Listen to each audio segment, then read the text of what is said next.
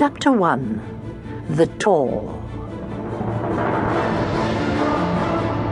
In the beginning, that is to say, about 4,000 years ago, there was nothing remarkable about the place.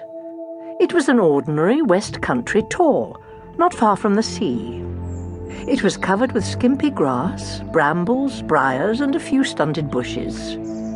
There was a scattering of small stones on the ground, detritus from the retreat of the glacier of the last ice age.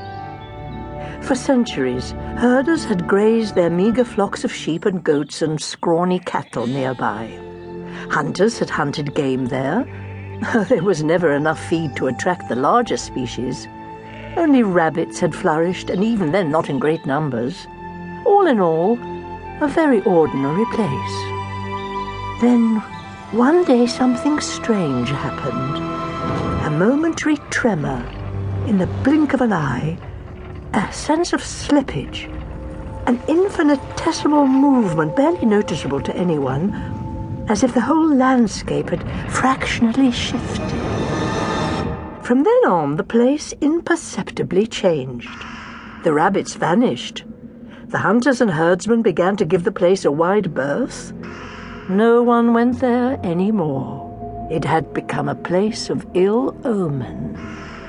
But then a young local shaman had a vision. A series of visions, in fact. He'd had that sort of thing before. Of course, he was a shaman, after all. Visions were his stock in trade. Yet in the past, these had been little more than fleeting glimpses of the past or the future, often confusing, occasionally illuminating, essentially benign.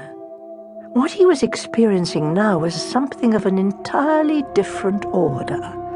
These visions were clear, peremptory, more like commands than intimations of a world ruled by mysterious unseen forces. This clarity and force soon became frightening. In a series of dreams, he encountered a strange woman who told him she was a goddess and must be worshipped. Moreover, she must be obeyed. This place, she declared, this small, bleak hilltop, had now become a holy place, sacred to her. Whether he liked it or not, he had become her servant, and as such must obey her every command. Failure to do so would invoke the full fury of her wrath.